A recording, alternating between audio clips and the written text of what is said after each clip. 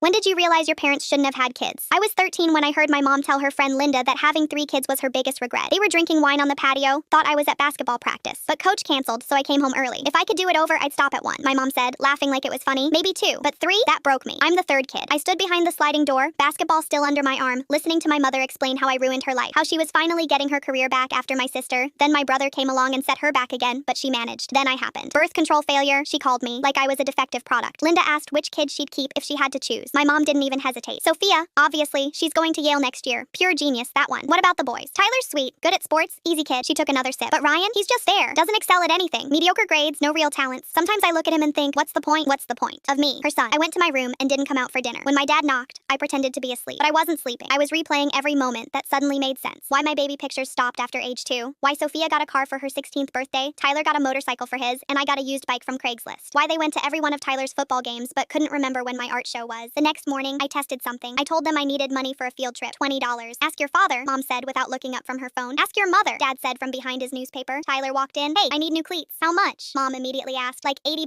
She pulled out her wallet. Here's 100. Get good ones. I stopped asking for things after that. 2 months later, report cards came out. I got straight B's. My best ever. I was so proud. Worked really hard for those grades. Left it on the kitchen counter where they'd see it. It sat there for a week, untouched. Tyler brought home a C+ in English. Mom hired him a tutor that same day. We can't let your grades slip, honey. You've got scholarships to think about. But the moment that broke me, my 14th birthday, they forgot. Not like they got the date wrong. They literally forgot I existed that day. Sophia was visiting from college. Tyler had a game. They all went out to celebrate his winning touchdown. Posted family photos on Facebook. So proud of our kids, the caption read. I wasn't in any of the photos. I wasn't even invited. I sat alone eating leftover pizza when Tyler texted, where are you? Home. Why didn't you come to my game? Nobody told me about it. Oh, Mom said you had plans with friends. I didn't have friends. How would she know if I did? That night, Tyler came to my room with a cupcake he'd bought from 7-Eleven. Happy birthday, bro. I'm sorry. You remembered? Of course I remembered. He sat on my bed. You know they love you, right? They're just distracted. I showed him my phone. 0 texts from our parents. 0 missed calls. Nothing. His face changed. Oh, yeah. Oh, Tyler started noticing things after that. How they'd order pizza with everyone's favorite toppings except mine. How they planned family vacations around Sophia's and his schedules, never asking when I could go. How they introduced him as our athlete and Sophia as our scholar and me as also ours. The worst part, they weren't mean. They weren't abusive. They just forgot I existed. I was like furniture. There, but not worth noticing. Last month, I won an art competition. First place state for my age group. The teacher called home, left a voicemail. I heard Mom play it while I was in the kitchen. That's nice, she said to Dad, then deleted it. Didn't mention it to me. Didn't ask to see the piece. Nothing. Tyler drove me to the awards ceremony. He took pictures, cheered louder than anyone. On the way home, he said, you know what? When I get drafted, you're coming with me. Forget them. You can't take care of me forever. Watch me. The thing about being the forgotten kid, you learn to be invisible, but you also see everything. I see Mom pop anxiety meds before Sophia calls. I see Dad drink himself to sleep most nights. I see them fighting when they think no one's around. They shouldn't have had kids. Not because of me,